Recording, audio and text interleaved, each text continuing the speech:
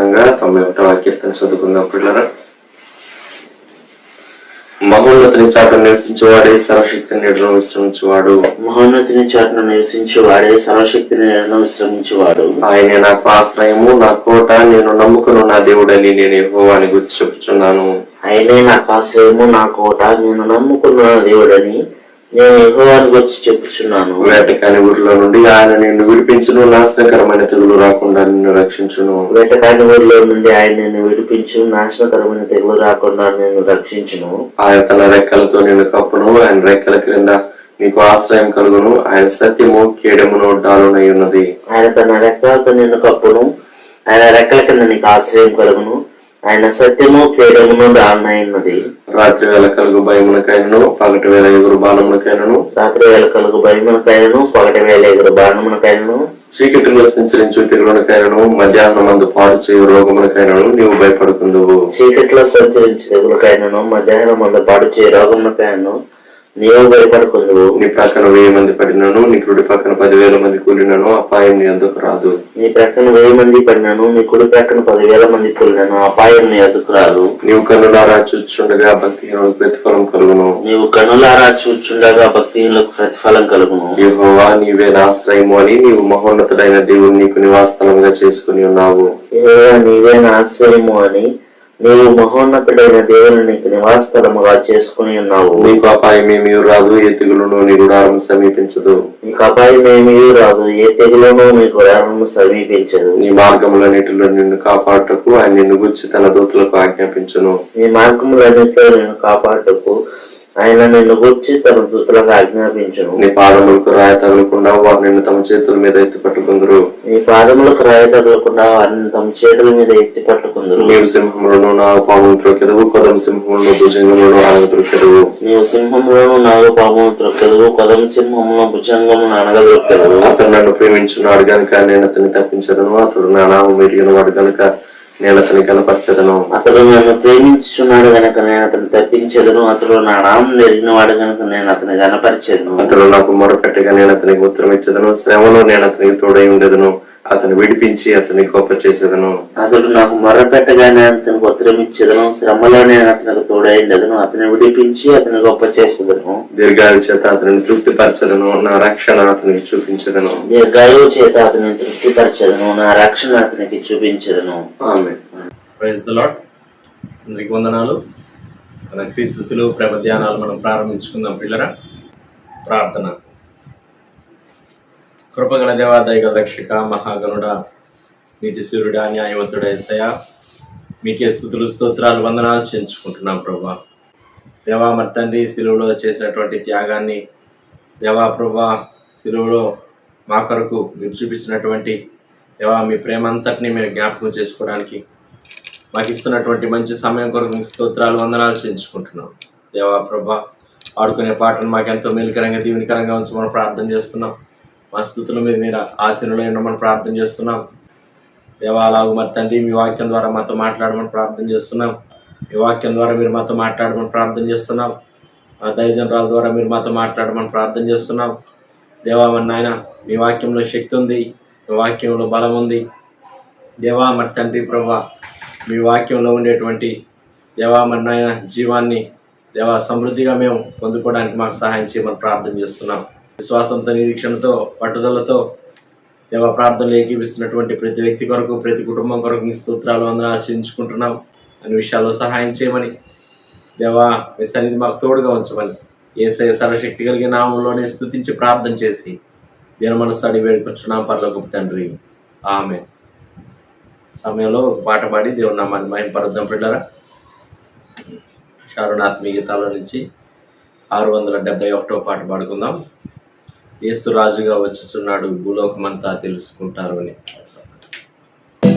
యేసు రాజుగా వచ్చుచున్నాడు, భూలోకమంతా తెలుసుకుంటారు.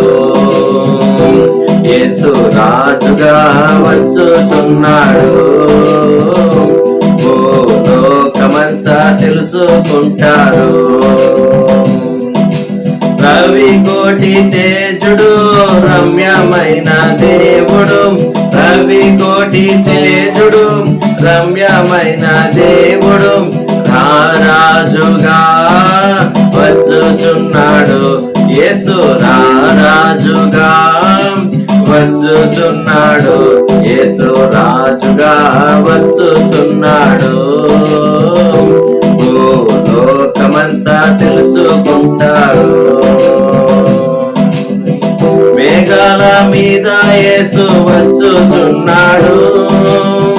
మేఘాల మీద యేసు వచ్చుచున్నాడు. పరిశుద్ధులందరినీ తీసుకుపోతాడు. పరిశుద్ధులందరినీ తీసుకుపోతాడు. లోకమంతా శ్రమకాలం.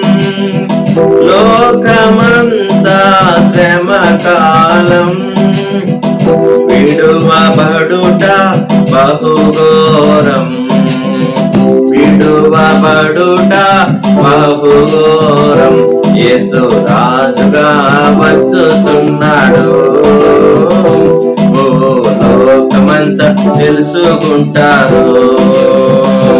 యేసు రాజుగా వచ్చుచున్నాడు. ఓ లోకమంతా తెలుసుకుంటారు. ఏడేండ్లు పరిశుద్ధులకు విందబోతుంది. ఏడేండ్లు పరిశుద్ధులకు విందబోతుంది. ఏడేండ్లు లోకం మీదికి శ్రమ రాబోతుంది. ఏడేండ్లు లోకం మీదికి శ్రమ రాబోతుంది.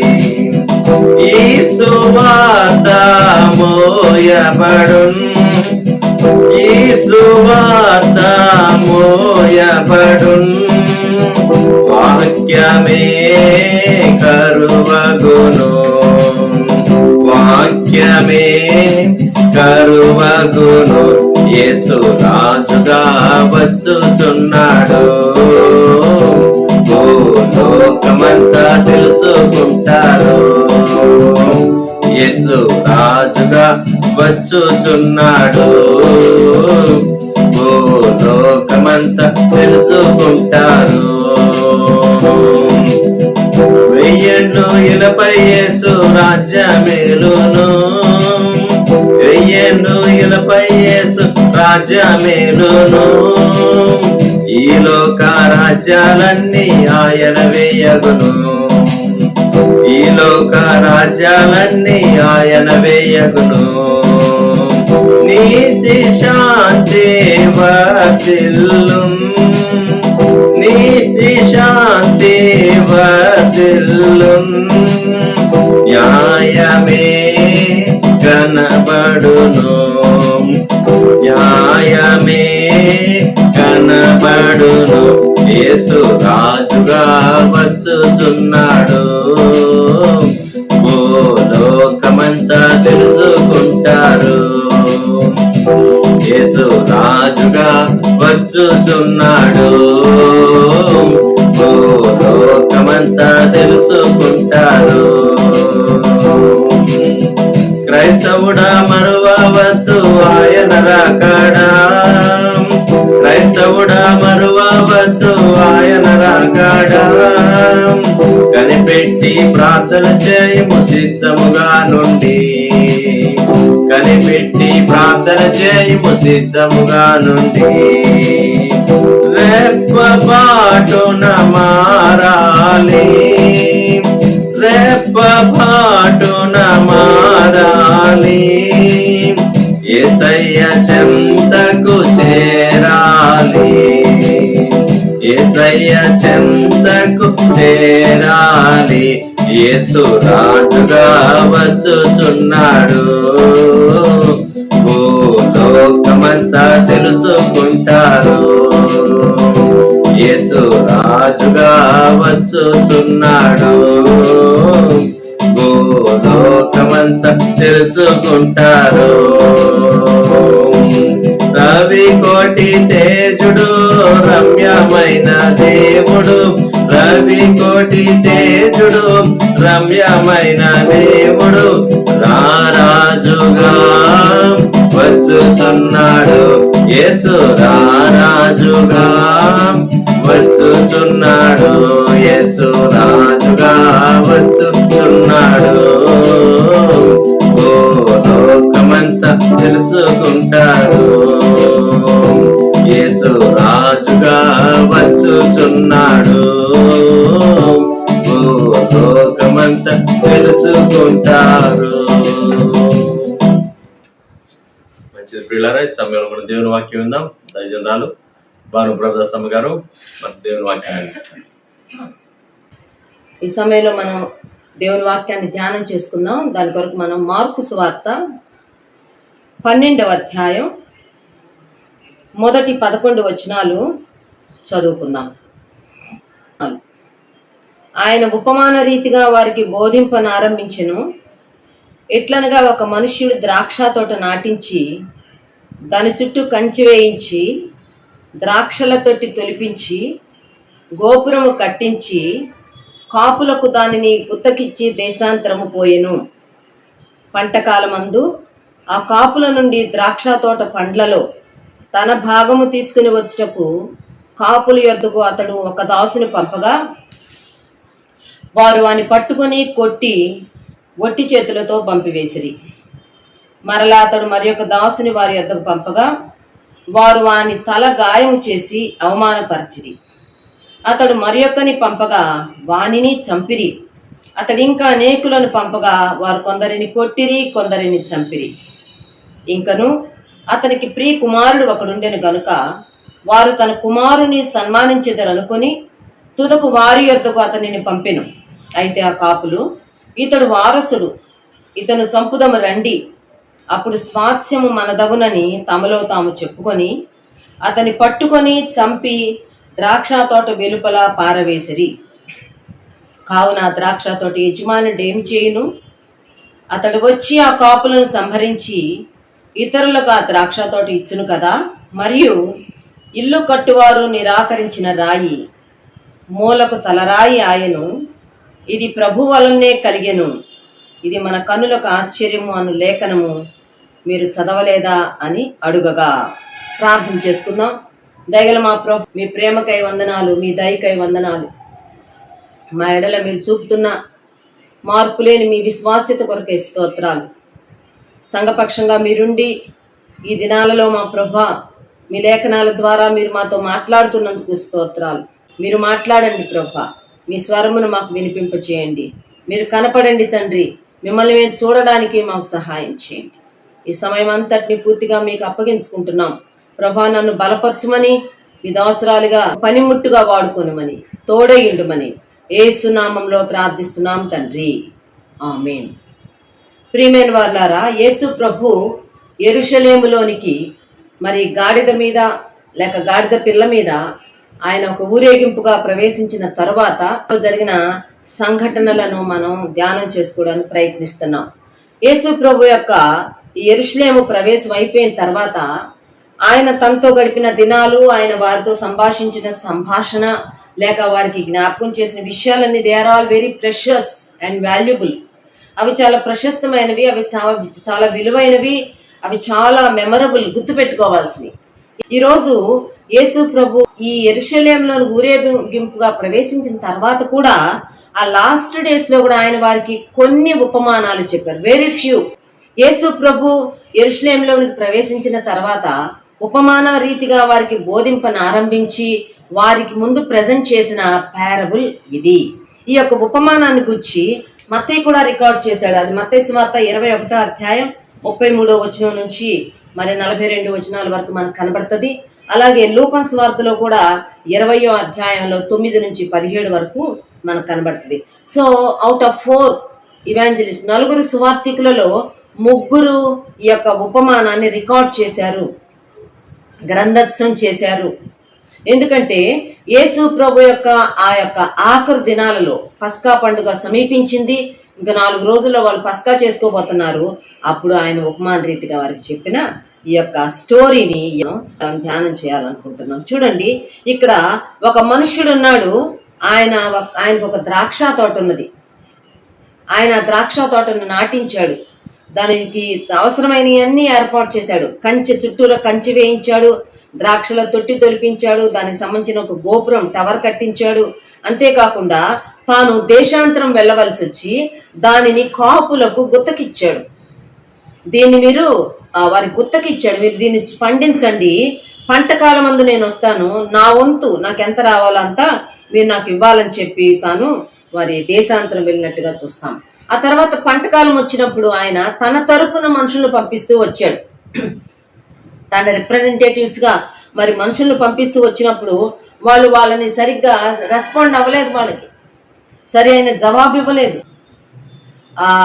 కొట్టారంట, అవమానపరిచారంట, గాయపరిచారు, ఒట్టి చేతులతో పంపివేశారు. కొంతమందిని అయితే చంపారు కూడా. ఎందుకంటే ఒకరి తర్వాత ఒకళ్ళు మళ్ళా అరే ఏంటి సరైన స్పందన రాలేదని ఇంకొకళ్ళని పీరియాడికల్గా ఈ ద్రాక్ష తోట యజమాని తన తరపున మనుషులను పంపిస్తూ ఉంటే వాళ్ళని చాలా భయంకరంగా అవమానపరుస్తూ హింసిస్తూ చంపుతూ వచ్చినప్పుడు ఆఖరికి తోట యజమాని అనుకున్నాడు 6వ వచనంలో, ఇంకను అతనికి ప్రియ కుమారుడు అక్కడ ఉండేను కనుక వారు తన కుమారుని సన్మానించెదరు అనుకున్నాడు. వీళ్ళందరూ నా దాసులు కాబట్టి, ఒకవేళ నా పనివారు కాబట్టి వీళ్ళని గౌరవించడం రాలేదేమో, లేకపోతే గౌరవించలేదు, కానీ నా కుమారుని పంపిస్తే తప్పక నా కుమారుని సన్మానిస్తారు అనుకొని తన కుమారుని పంపించాడు.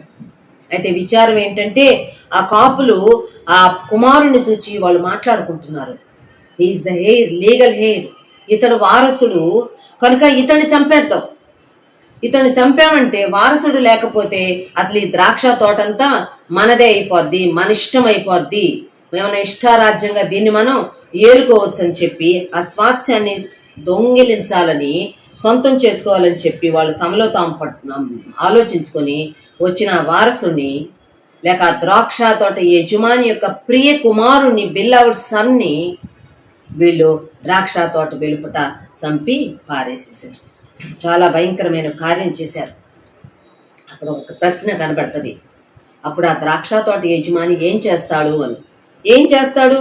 అతడు వచ్చి ఆ కాపులను ఎవరికైతే గుత్తకిచ్చాడో వాళ్ళని ఖచ్చితంగా సంహరిస్తాడు, ఇతరులకు ఆ ద్రాక్ష తోట అప్పగిస్తాడు కదా అని చెప్పి పాత నిబంధనలో చెప్పబడిన ఒక ప్రవచనం ఇక్కడ జ్ఞాపకం చేయబడింది. కీర్తన 118లో ఆ మాట మనకు కనబడుతుంది.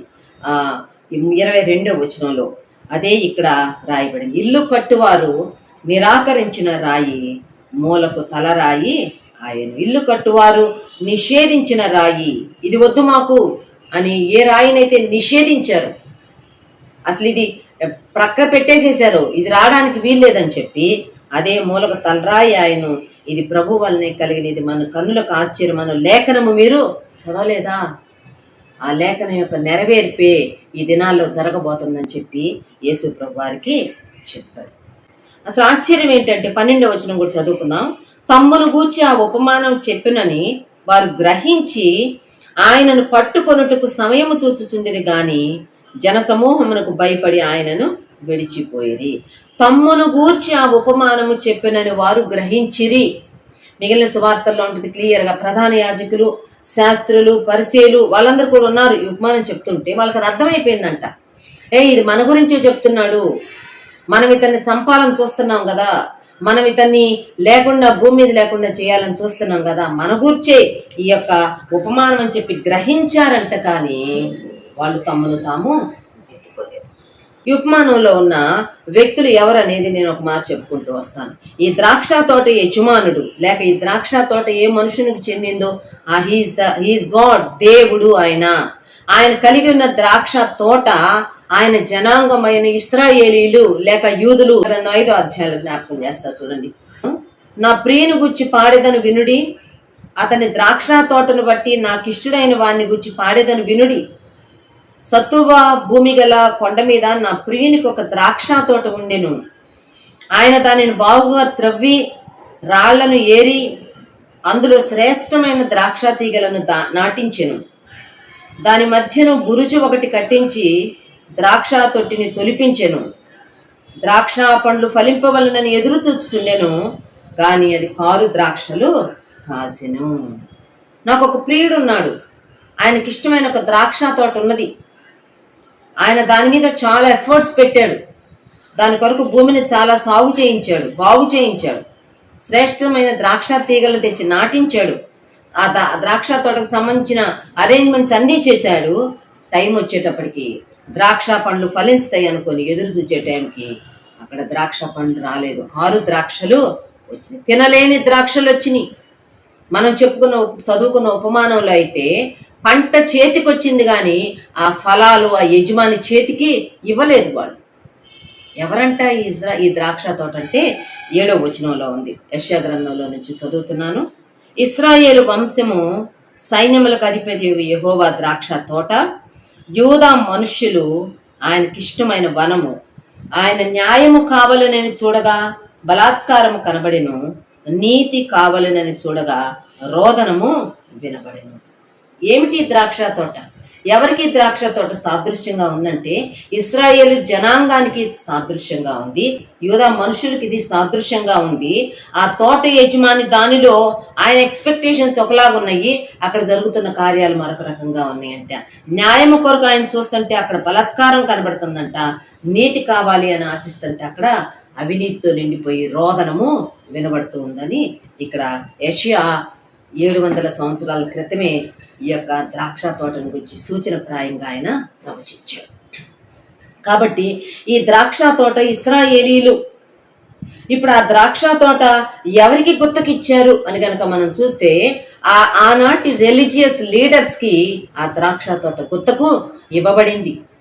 ఆనాటి యూదులు ఎవరి అధికారం కింద ఉన్నారంటే, ఎవరి నడిపింపు కింద ఉన్నారంటే, ఎవరి ఇన్స్పిరేషన్ కింద, ప్రేరణ కింద ఉన్నారంటే ఆనాటి ప్రధాన యాజకులు, శాస్త్రులు, పరిసయ్యులు వాళ్ళని కంట్రోల్ చేస్తూ వచ్చారు. They are the religious leaders. ఆ ద్రాక్ష తోట లేకపోతే ఆనాటి యూదులు వారికి అప్పగించబడ్డారు. ఇప్పుడు వాళ్ళని ఇష్టం వచ్చినట్టుగా వాళ్ళకు తోచినట్టుగా వాళ్ళు మార్చుకున్నారు. ఆ తర్వాత ఇప్పుడు కొంతమందిని పంట కాలంలో తోట యజమాని తన తరపున దాసులను పంపాడు. వాళ్ళు ఎవరో తెలుసా? మరి ఆనాటి దేవుని ప్రవక్తలు, ఆనాటి దేవుని సేవకులు, దేవుని పనివారు. ఎంతో మంది మరి ఇశ్రాయేలీల మధ్యకి లేక యూదుల మధ్యకి వచ్చినప్పుడు వాళ్ళు దే హావ్ రిజెక్టెడ్ దెమ్. వాళ్ళని తృణీకరించారు, వాళ్ళని అవమానపరిచారు, వాళ్ళని రాళ్లతో కొట్టారు, వాళ్ళను కొంతమందిని చంపారు, నానా రకాలుగా చేశారు. దేవుని ప్రవక్తలను రాయబడి ఉంటుంది కదా, సువార్తల్లో ఉంటుంది, ఆ ప్రవక్తల సమాధులు కట్టారు, మీరు ప్రవక్తలను బాధ పెట్టారని చాలా స్పష్టంగా మరి మత్తయి సువార్తలో ఉంటుంది. కాబట్టి దేవుని తరపున వచ్చిన ప్రవక్తలను వాళ్ళు హింసించారు, బాధించారు. వాళ్ళ సమాధులే వాళ్ళ మధ్య వాళ్ళకు గుర్తుగా ఉంది. అయితే పంపబడిన వారసుడు ఎవరో కాదండి, దేవుని కుమారుడైన యేసుక్రీస్తు. యుక్త కాలమందు దేవుడు తన కుమారుని లోకంలోనికి పంపించాడు. దేవుడి ఈ లోకములను ప్రేమించి, ఆ ద్రాక్ష తోటను ప్రేమించి, ఆ ద్రాక్ష తోటను చూచి ఆనందించటానికి తన ప్రియ కుమారుణ్ణి పంపించినట్టుగా ఇక్కడ యేసు ప్రభు ఈ లోకానికి పంపబడ్డాడు. అయితే ఎలాగైతే ఆ కుమారుని సన్మానిస్తారనుకుంటే ఆ కుమారుని వాళ్ళు ద్రాక్ష తోట వెలుపటికి తీసుకుని వెళ్ళి చంపారో, రానున్న దినాల్లో ఇక ఏమి జరగబోతుందో సూచనప్రాయంగా యేసు ప్రభు తన చుట్టూరా ఉన్న రిలీజియస్ లీడర్స్కి అది రివీల్ చేస్తున్నాడు. మీరు చేయబోతుంది కూడా అదే. మీరు కూడా ఈ యోధా అనే ఈ వనం బయటికి, యెరూషలేం అనే ఈ పట్టణం బయటికి నన్ను తీసుకుని వెళ్ళి వెలుపట నన్ను మీరు చంపబోతున్నారు. ఇదంతా చాలా ఒక రకంగా డైరెక్ట్గా వాళ్ళకి తెలియజేస్తాం. అయితే ఆ ద్రాక్ష తోట యజమాని ఊరికినే ఉండడు. ఆ ద్రాక్ష తోట యజమాని ఏమి చేస్తాడని ప్రశ్నించి దానికి జవాబు కూడా ఆయనే చెప్పాడు. ఆయన ఊరికినే ఉండడు. ఎవరికైతే గుత్తకిచ్చాడో ఆ కాపులను సంహరిస్తాడు. అదే సమయంలో ఇతరులకు ఆ ద్రాక్ష తోట ఇస్తాడు. ఆనాటి యోధా మత ప్రవిష్టులు, యూదుల పెద్దలందరూ వారు చెదరగొట్టబడ్డారు. AD 70లో టైటస్ యొక్క పరిపాలన కాలంలో ప్రపంచమంతటా వారు తోలివేయబడ్డారు. కానీ ఆ రక్షకుని గుర్చిన సువార్త ఎవరికి వెళ్ళింది? ఆ ప్రేమ వార్త అని కనుక మనం చూస్తే ఇతరులకు ఆ ద్రాక్ష తోట చెందింది. ఈనాడు అన్యులమైన మనలను దేవుడు తన ద్రాక్ష తోటగా అంగీకరిస్తున్నాడు. ఆ వారసుని చేర్చుకున్న, ఆ ప్రియ కుమారుని అంగీకరించిన, ఆయనను సన్మానించడానికి ఇష్టపడిన మనలను ఆయన తన కొరకైన ఒక ఇంపైన ద్రాక్ష తోటగా ఆయన కన్సిడర్ చేస్తున్నాడు. కారణం ఏంటో తెలుసా? ఇల్లు కట్టువారు నిషేధించిన రాయిని మనము మూలకు తలరాయిగా అంగీకరించాము. Yes, he's our cornerstone, he's our capstone. ఆధ్యాత్మిక జీవితాన్ని మనం ఒకసారి పరిశీలన చేసుకున్నాం. యేసు ప్రభు తాను చేయబోతున్న శిలువ యజ్ఞాన్ని గురించి ఒక ఉపమాన రూపకంగా ఆనాటి యూదుల ముందు ప్రజెంట్ చేశాడు. ఉపమానం నుంచి గమనించవలసిన వారంగా ఉన్నాం, గ్రహించవలసిన వారంగా ఉన్నాం. ఎంతో మంది ద్వారా మనకు దేవుని మాటలు వినిపించబడుతూ వచ్చినాయి. అయితే యుక్త కాలమందు ఆయన తన కుమారునే ఈ లోకానికి పంపించాడు. యోహాను సువార్త 1వ అధ్యాయం 14వ వచనం ప్రకారం ఆ వాక్యము శరీరధారి అయి కృపా సత్య సంపూర్ణుడుగా మన మధ్యను నివసించెను. ఆయనే వచ్చాడు ఈ లోకంలోకి. ఆయన ఎవరో కాదండి, హిస్ బిలవ్డ్ సన్. నాకు ఇంకనూ నా ప్రియ కుమారుడు అక్కడ ఉన్నాడు, అతన్ని నేను పంపిస్తాననుకుని పంపించాడు. దేవుడు తన ప్రియ కుమారుడిని 2000 సంవత్సరాల క్రితం ఈ లోకంలోనికి నీ కోసం నా కోసం పంపించాడు సుమా. అందుకే యేసు ప్రభు శరీరధారిగా ఉన్నప్పుడు ఆయనను గూర్చిన ఈ మాట చాలా స్పష్టంగా వినపడింది. మత్తయి సువార్త 3వ అధ్యాయంలో యేసు ప్రభు యోర్దాను నదిలో బాప్తిస్మిస్ట్ యోహాను చేతుల మీదుగా బ్యాప్టిజం తీసుకొని ఆ నదిలోని నీళ్ళలోంచి బయటకు వచ్చినప్పుడు ఒక కార్యం జరిగింది. యేసు బాప్తిస్మము పొందిన వెంటనే నీళ్లలో నుండి ఒడ్డునకు వచ్చెను. ఇదిగో ఆకాశము తెరవబడెను. మత్తయి 3:17 చదువుతున్నాను. మరియు ఇదిగో ఈయనే నా ప్రియకుమారుడు, ఈయన యందు నేను ఆనందించుచున్నానను ఒక శబ్దం ఆకాశం నుండి వచ్చెను. Behold my beloved son in whom I am well pleased. ఈయన నా ప్రియ కుమారుడు, నా ప్రియ కుమారుని లోకానికి పంపించానని ఆకాశము నుండి ఒక శబ్దం వినపడింది. అవును, యేసు ప్రభు దేవుని యొక్క ప్రియ కుమారుడు, దేవుని యొక్క ప్రేమ కుమారుడు, దేవుని యొక్క జనితైక కుమారుడు, అద్వితీయ కుమారుడు. అది మనం మర్చిపోకూడదు సుమా. ఆయన ఈ లోకానికి పంపబడ్డాడు. రూపాంతరపు కొండ మీద యేసు ప్రభు పేతురు, యాకోబు, యోహానుల ముందు ఆయన రూపాంతరం చెందినప్పుడు మత్తయి సువార్త 17వ అధ్యాయం, మత్తయి సువార్త 17వ అధ్యాయంలో ఆ కొండ మీద యేసు ప్రభు వారి ఎదుట ఆయన మారిపోయాడు. ఆయన ముఖము సూర్యుని వలె ప్రకాశించెను, ఆయన వస్త్రములు వెలుగు వలె తెల్లని వాయను. అప్పుడు ఆకాశం నుండి ఒక శబ్దం వినపడుతుంది. 5వ వచనంలో అతడు ఇంకనూ మాట్లాడుచుండగా ఇదిగో ప్రకాశమానమైన ఒక మేఘము వారిని కమ్ముకొనెను. ఇదిగో ఈయన నా ప్రియకుమారుడు, ఈయన యందు నేను ఆనందించుచున్నాను, ఈయన మాట వినుడని ఒక శబ్దము ఆ మేఘములో నుండి పుట్టెను. మరలా అదే మాట, ఇదిగో ఈయన నా ప్రియకుమారుడు, behold he's my son, beloved son, in whom I am well pleased, listen unto him. ఆయన మాట వినండి. దేవుని ప్రియకుమారుడు సుమా. ఆ ద్రాక్ష తోట యొక్క పంట కాలంలో ఆ కాపుల వద్ద నుంచి తన భాగం తను తీసుకోవడానికి ఆ ద్రాక్ష తోట యజమానుడు పంపించింది తన ప్రియమైన కుమారుని. యేసు ప్రభు దేవుని ప్రియమైన కుమారుడు తోటకొచ్చాడు. వాళ్ళు దూరం నుంచే చూచి ఆలోచించారు, ఓ వస్తున్నాడు, ఇతడు వారసుడు, ఇతన్ని మనం పట్టుకొని చంపుదాం రండి, అప్పుడు స్వాస్యము మన దగును అని చెప్పి ద్రాక్ష తోట వెలుపట అతనిని చంపి. వారసుడు ఆయన, ప్రియ కుమారుడు ఆయన. ఆయన చంపబడ్డాడు మన కోసం. ఆయన ఊరి వెలుపట, గవిని వెలుపట, శిబిరము వెలుపట, ఎబ్రీ పత్రిక 13వ అధ్యాయంలో ఉంటుంది. ఆయన మన కోసం నిందను భరించుతూ వెళ్ళాడు. ఆయన చనిపోయాడు, శిలువలో ప్రాణం పెట్టాడు. ద్రాక్ష తోటకు వెలుపట, యెరూషలేమునకు వెలుపట ఆయన ప్రాణం పెట్టాడు. ఎందుకు? ఆ ప్రియ కుమారుడు ఆ మరణాన్ని ఎందుకు ఆయన అంగీకరించాడంటే, చూడండి, ఆ ప్రియ కుమారునిలో నీకు నాకు ఒక ఆశీర్వాదము సిద్ధపరచబడింది. ఎఫ్సీ పత్రిక 1వ అధ్యాయం 7వ వచనం చదువుతున్నాను. దేవుని కృపా మహదైశ్వర్యమును బట్టి ఆ ప్రియుని యందు ఆయన రక్తము వలన మనకు విమోచనము, అనగా మన అపరాధములకు క్షమాపణ మనకు కలిగి ఉన్నది. ఆయన తన ప్రియ కుమారుని మన కోసం పంపించాడు ఈ లోకానికి. వారు చంపారు, ఆయన రక్తం కార్చాడు. మనకు రిడెంప్షన్, విమోచన ఆయన రక్తము వలనే మన పాపాలు క్షమించబడ్డాయి. సుమా, ఇక మనకి లోకంలో నో అదర్ ఆప్షన్. గుర్తుపెట్టుకోండి, ప్రతిసారి ఆయన దగ్గరికి ఏమీ వెళ్ళేదిలే, ప్రతిసారి ఆయన రక్తాన్ని ఏమని ప్రోక్షించుకొని నా దగ్గరికి, నా మీద, నా దోషాల మీద, నా బలహీనతల మీద వదిలే అబ్బా అని ఆగిపోయావంటే నీ పాపాలు క్షమించబడకుండా అలాగే ఉండిపోతాయి. ఆయన వద్దులే ఇంకెక్కడికన్నా వెళ్దామంటే ఇంకెక్కడికి వెళ్ళినా ఎవరి రక్తం వలన మన పాపముల నుంచి మనకు విడుదల లేదు. సుమా, ఆ ప్రియ కుమారుణ్ణి ఎందుకు పంపించాడంటే ఆయన రక్తము వలన మనకు పాప క్షమాపణ, మన అపరాధముల నుండి మనకు విమోచన కలగడానికి. కొలస్సీ పత్రిక 1వ అధ్యాయంలో చూడండి, ఆ ప్రియుని యందు వారసుడుగా ఉన్న ప్రియ కుమారుని యందు నీకు నాకు ఉంచబడిన ఆశీర్వాదం. కొలస్సీ పత్రిక 1వ అధ్యాయం 13వ వచనం.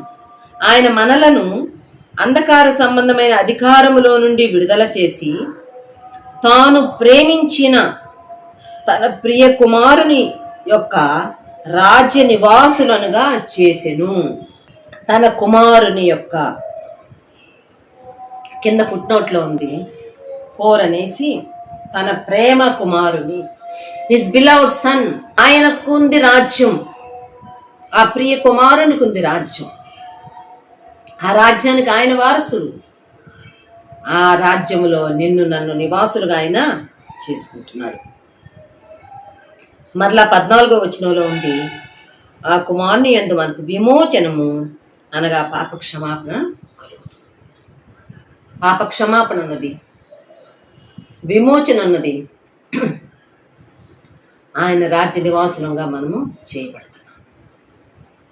ఆయన దేవుని ప్రియకుమారుడు సుమ ఈ లోకానికి పంపబడింది. నిజంగా ఆయన శ్రమలను గురించి ధ్యానం చేస్తున్నప్పుడు మనలో వస్తున్న ఎమోషన్స్ చాలా ఇంపార్టెంట్. ఒక రాయిలాగా ఉన్నామా? మన ప్యాషన్స్, మన ఎమోషన్స్ ఎలా ఉన్నాయి?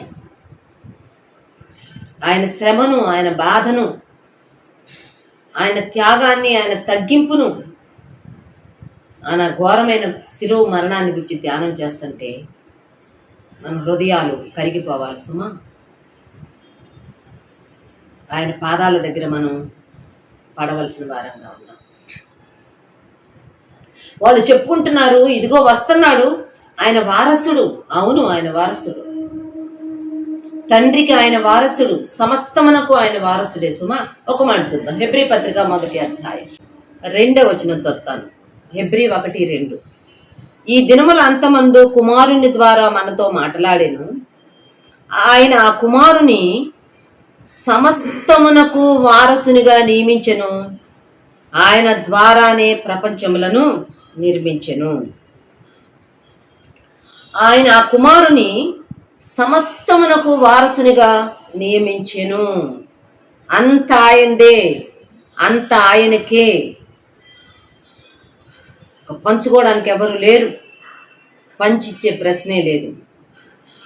ఆయన వారసు, సమస్తమునకు వారసునిగా ఆయనను నియమించెను. ఈనాడు పరలోకంలో ఉన్న సమస్త మహిమకు, ఘనతకు, ఆధిక్యతకు, అధికారానికి ఆయన వారసుడు, ఇంకెవరు లేరు సుమా. కానీ కృప ఏంటంటే సమస్తమునకు వారసుడుగా నియమించబడిన యేసు ప్రభు నిన్ను నన్ను వారసుడిగా చేస్తానంటున్నాడు. చూద్దాం, రోమీలకు రాసిన పత్రిక 8వ అధ్యాయం 17వ వచనం. మనము పిల్లలమైతే వారసులము, అనగా దేవుని వారసులము, క్రీస్తుతో కూడా మహిమ పొందుటకు ఆయనతో శ్రమపడిన ఎడల క్రీస్తు తోడి వారసు, కోహేర్స్, ఆయన తోటి వారసులం అయిపోతున్నాం. వారసులము మనము, దేవుని వారసులం. యేసు క్రీస్తు తోటి వారసత్వాన్ని మహిమలో పంచుకోబోతున్నాం. మనలను కూడా వారసులుగా చేయడానికి ఆయన ఈ లోకానికి వస్తే ఆయన్ని ఊరు వెలుపట చంపేశారండి.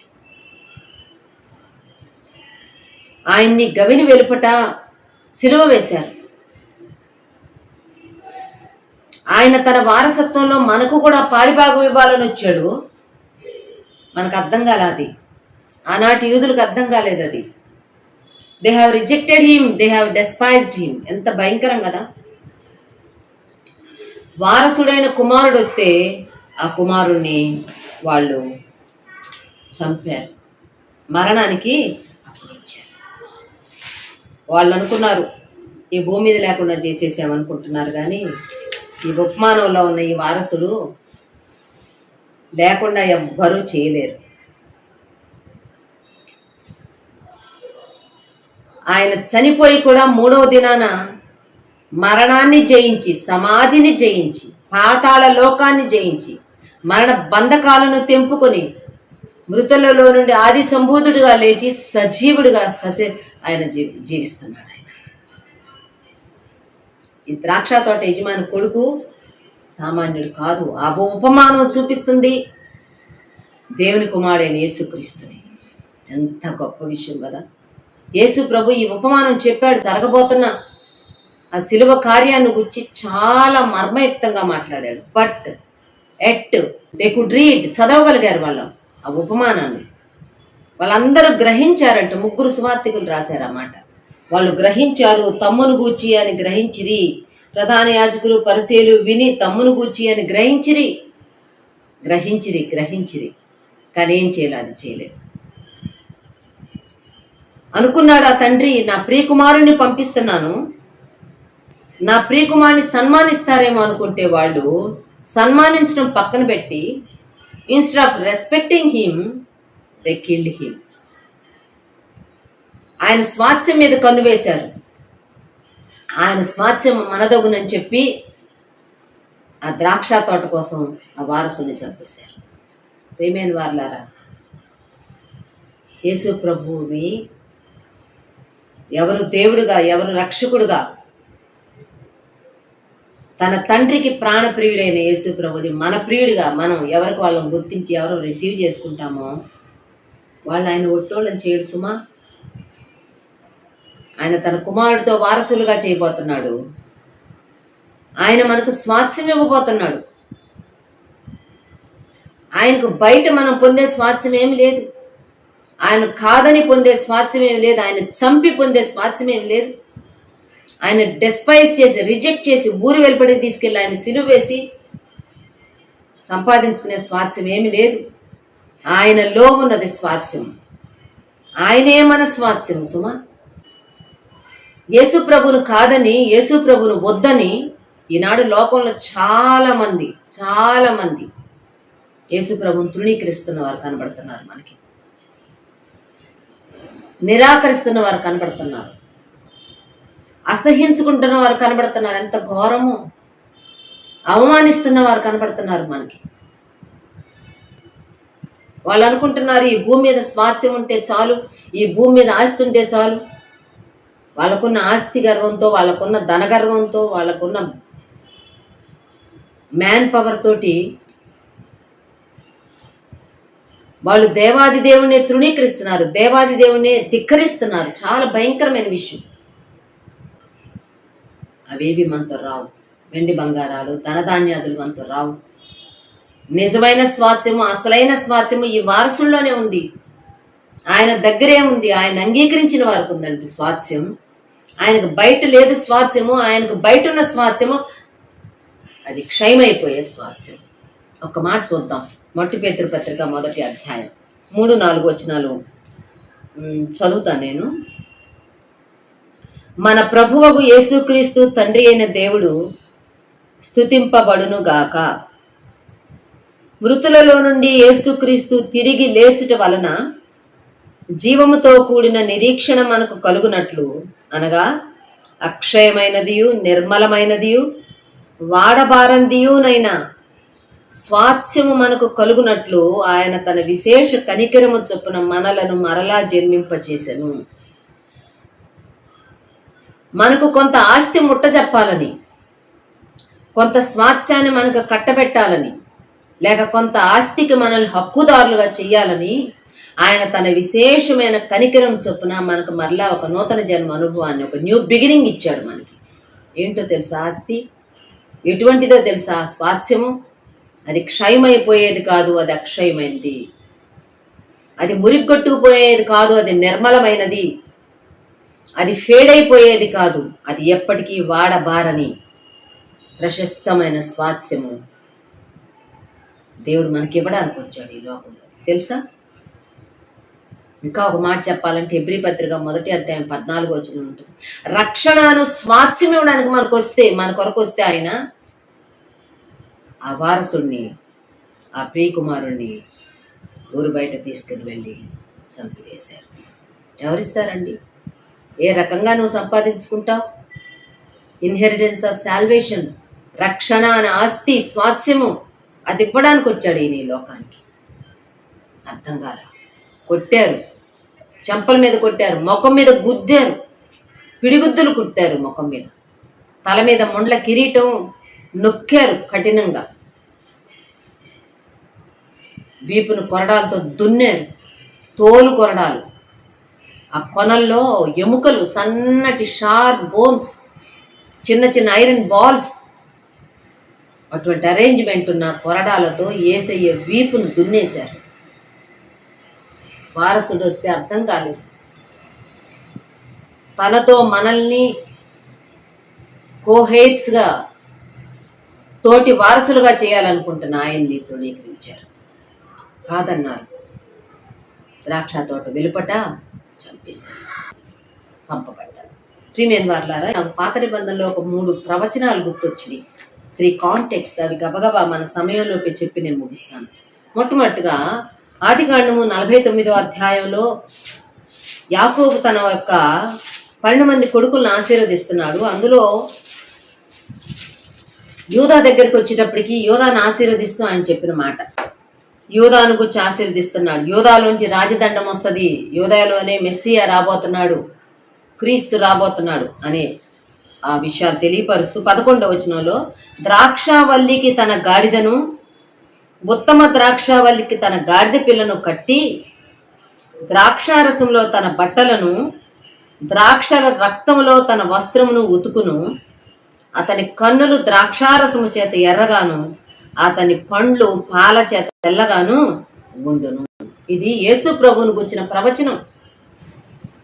యూదా గోత్రములో రాజదండాన్ని మోయబోతున్న మెస్సియాను గురించిన ప్రవచనం. యేసుక్రీస్తు శ్రమల కాలంలో, శిలువ సమయంలో నెరవేరబడిన దర్శనం, ప్రవచనం, మాట. యేసు ప్రభువు ఒకసారి అంటాడు యోహాను సువార్త, నేను నిజమైన ద్రాక్షావల్లిని అంటున్నాడు. ఇక్కడ ద్రాక్షావల్లికి ఒక గాడిద కట్టబడింది, లేక ఉత్తమ ద్రాక్షావల్లికి ఒక గాడిద పిల్ల కట్టబడింది. ఇది పామ్ సండేకి రిలేట్ అవ్వటం లేదా? యేసు ప్రభు ఒక గాడిద కలిసి ప్రయాణం చేశారు. ఒక ఉత్తమ ద్రాక్షావల్లి, కారు ద్రాక్షలు ఏనాడు కాయని, కీడు చేసిన వానికి కూడా మేలు చేసిన తీపి ద్రాక్షలు అందించిన ఉత్తమ ద్రాక్షావల్లి గాడిదనెక్కింది, గాడిద పిల్లనెక్కింది, ప్రయాణం చేసి లోపలికి వెళ్ళింది. ఆ తర్వాత ఏంటంట, ద్రాక్షారసంలో తన బట్టలు, ద్రాక్షల రక్తములో తన వస్త్రము తడిచిపోయినాయి. వేసే బట్టలు ద్రాక్షల రక్తం, ద్రాక్ష రసములు. యేసు ప్రభు ఒంటి మీద ఉన్న బట్టలన్నీ తడిచిపోయినాయి, రక్తంతో తడిచిపోయినాయి, ఉతుకినట్టుగా, రక్తంలో ఉతుక్కున్నట్టుగా ఉన్నాయి బట్టలు. ఇది యేసు ప్రభు యొక్క శిలువ యజ్ఞానికి సంబంధించింది కాదా? ఒకసారి ఆలోచన చేయండి. అంతేకాదు, అతని కన్నులు ద్రాక్షారసము చేత ఎర్రగాను, అతని పళ్ళు పాల చేత తెల్లగాను ఉండును. అతని కళ్ళు ఎర్రగా అయిపోయినాయి. అవును, తల మీద భయంకరమైన ముళ్ళ కిరీటం, 2-3 అంగుళాలు పొడవున్న ముండ్లతో అల్లిన ముళ్ళ కిరీటం అంట. ఆ కణతల్లోకి గుచ్చేశారు. తలపై నుంచి ముఖమంతా రక్తమే, కళ్ళల్లో కూడా రక్తమే. ముఖం మీద పిడిగుద్దులు గుద్దారు. గడ్డం పగిలిపోయింది. అంతా దెబ్బలే. కళ్ళు మొత్తం రెడ్గా అయిపోయినాయి. ఆయన పళ్ళు మాత్రం పాల చేత తెల్లగా ఉన్నాయంట. యెషయా గ్రంథం 53 అధ్యాయంలో ఉంటుంది. యెషయా 53:9 నిశ్చయంగా అతడు అన్యాయం ఏమీ చేయలేదు, అతని నోట ఏ కపటమును లేదు. నోట కపటమే లేదు, పళ్ళు తెల్లగా ఉన్నాయి. అంటే పరిశుద్ధమైన మాటలే మాట్లాడాడు ఆయన, అంత బాధలో కూడా. 7 యెషయా 53 అతడు దౌర్జన్యము నొందెను. దౌర్జన్యం జరుగుతుందండి, చూడండి. అన్యాయం జరిగితే ఓర్చుకోలేం కదా మనం, ఎంత అరిసేస్తామో. ఎవరన్నా మన మీద దౌర్జన్యం చేస్తుంటే అస్సలు టాలరేట్ చేయలేము. దౌర్జన్యం, నా మీద దౌర్జన్యం, నాకు అన్యాయం చేసిన, దౌర్జన్యం చేసిన, బాధింపబడినను భయంకరంగా బాధపెడుతున్నారు. నోరు తెరవలేదు. వదకు తేబడు గొర్రె పిల్లయు బొచ్చు కత్తిరించు వాని ఎదుట గొర్రెయు మౌనముగా ఉండునట్లు ఆయన నోట కపటము లేదండి. ఆయన నోట ఏ దోషము లేదు. నోరు తెరవలేదాయ శిలువ మీద. ఆయన పండ్లు పాల చేత తెల్లగా ఉన్నాయంట.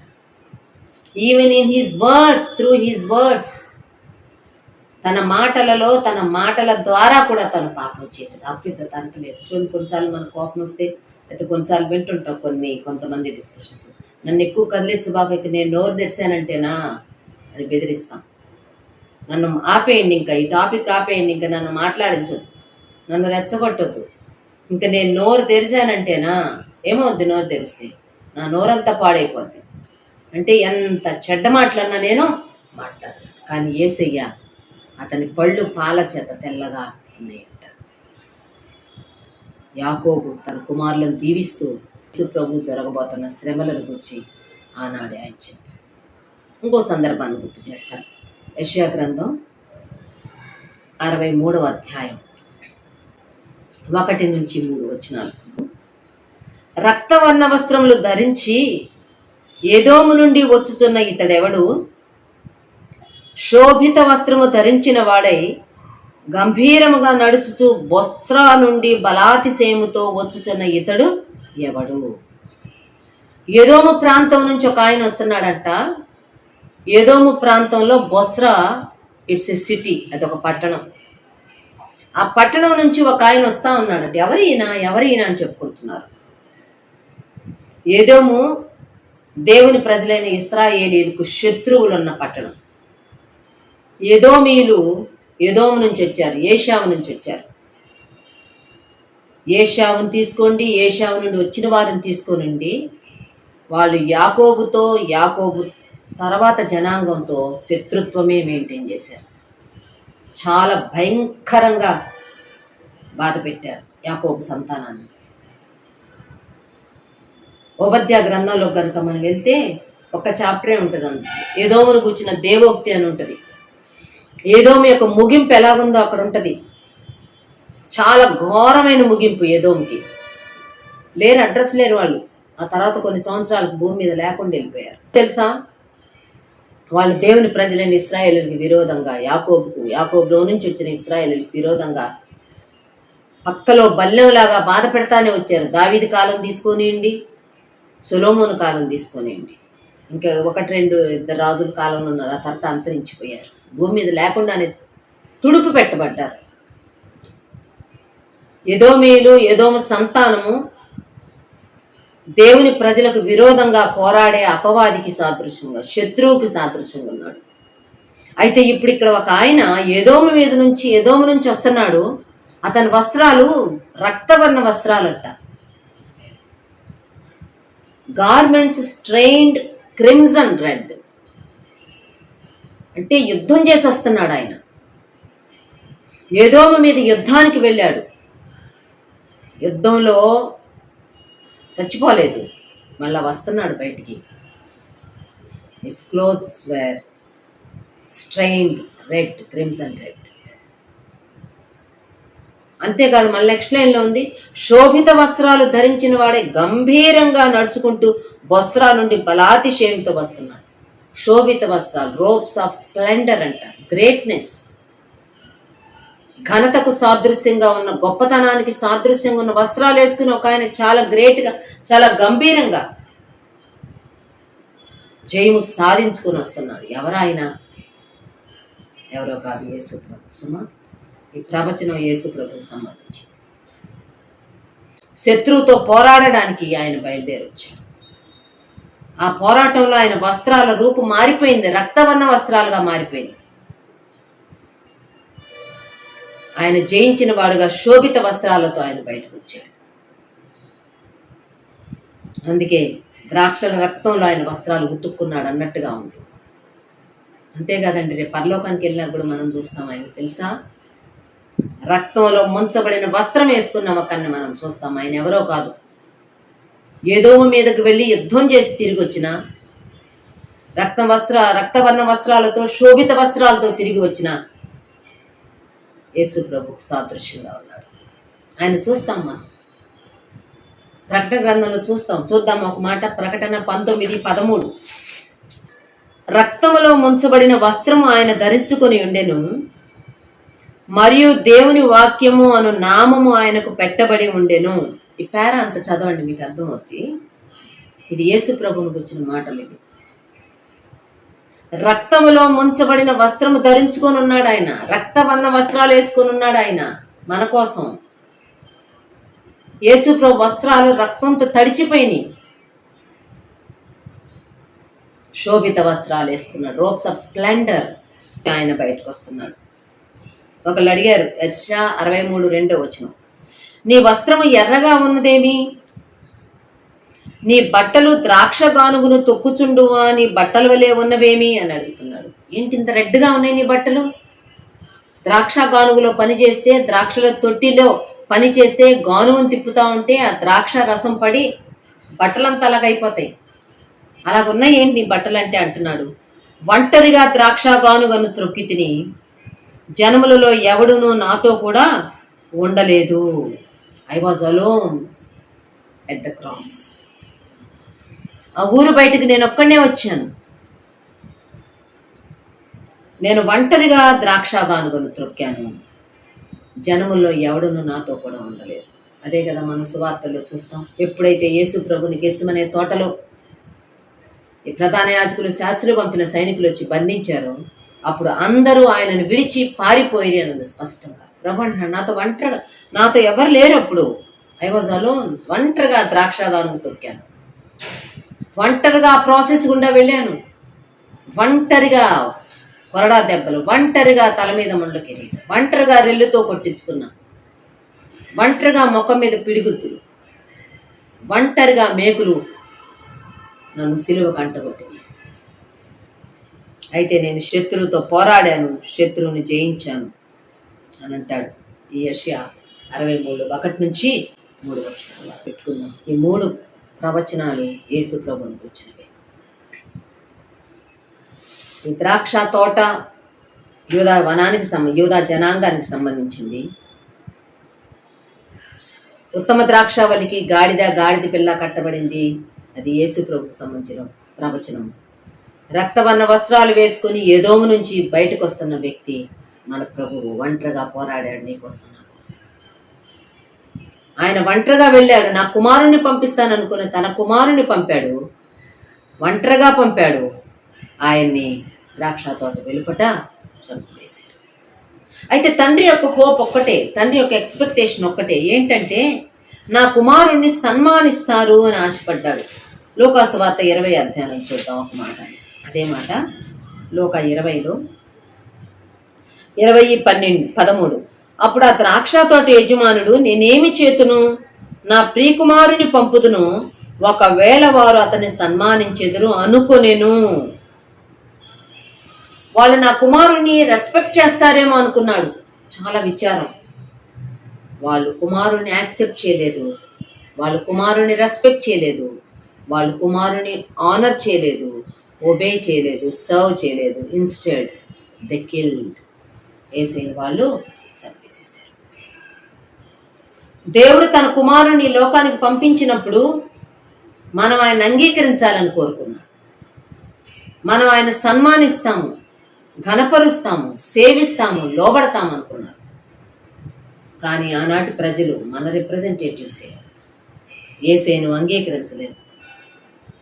ఈ ఉపమానం మమ్మల్ని గూర్చని గ్రహించారు వాళ్ళు, కానీ యేసేను అంగీకరించలేదు. వారసుడుగా, ప్రియకుమారుడుగా, దేవుని ప్రియకుమారుడుగా, మెస్సియగా, క్రీస్తుగా అంగీకరించలేదు, సన్మానించలేదు, ఘనపరచలేదు, సేవించలేదు.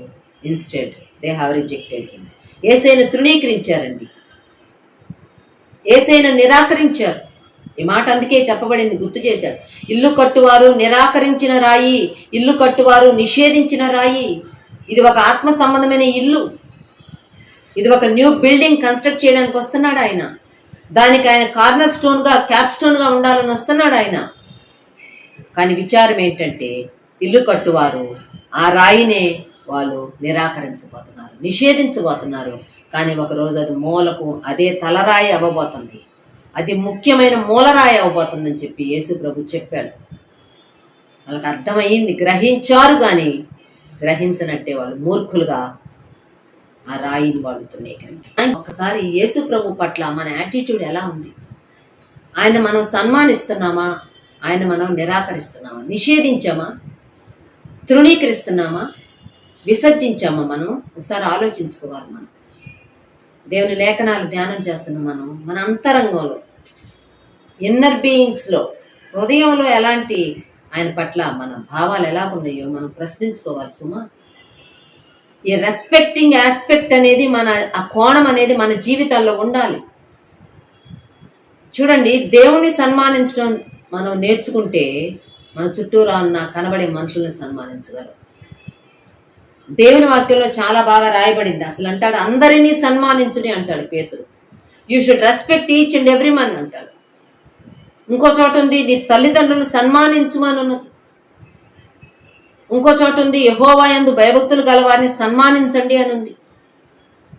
మరొక చోట ఉంటుంది, బలహీనమైన ఘటమని గుర్తించి నీ భార్యను సన్మానించు అని ఉంటుంది. అంటే వీకర్ పీపుల్ని మనం ఇంకా ఎక్కువ రెస్పెక్ట్ చేయాలన్నమాట.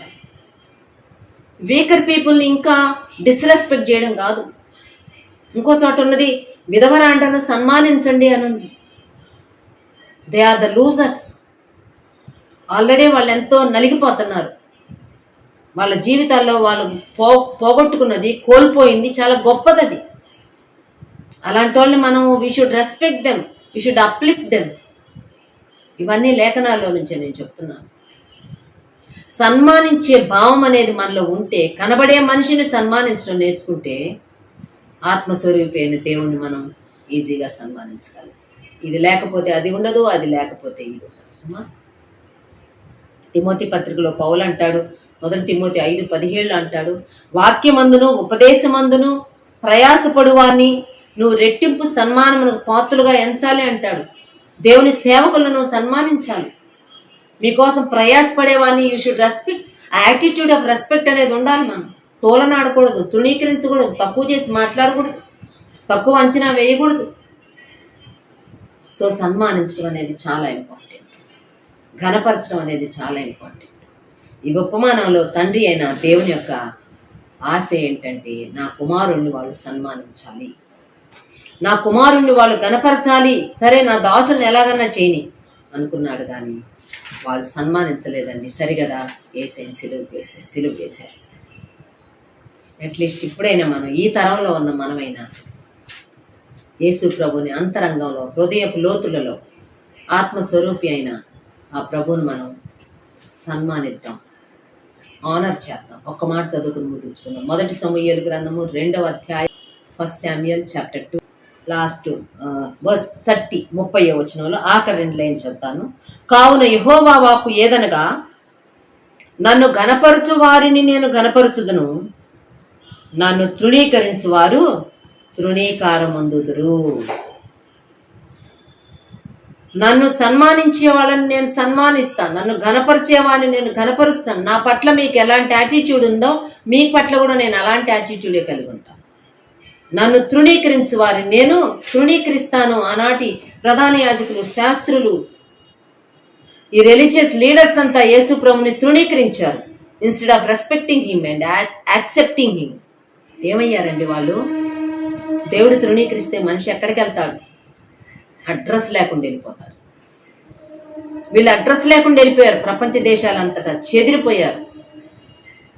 చెట్టుకొకళ్ళు పుట్టకొకళ్ళ. దేవుణ్ణి సన్మానించడం నేర్చుకోవాలి. దేవుణ్ణి మన ప్రభువుగా అంగీకరించాలి. తను ఎందరు అంగీకరించినో వారికి అందరికీ, అనగా ఆయన నామందు విశ్వాసం ఉంచిన వారికి దేవుని పిల్లలు ఒకటిగా ఆయన అధికారం ఇస్తాడట. అంగీకరించాలి. మన డీడ్స్ ద్వారా, మన లైఫ్ స్టైల్ ద్వారా, మన జీవితం ద్వారా మనం ఆయన్ను ఆనర్ చేయాలి, ఘనపరచాలి, సన్మానించాలి, రెస్పెక్ట్ చేయాలి.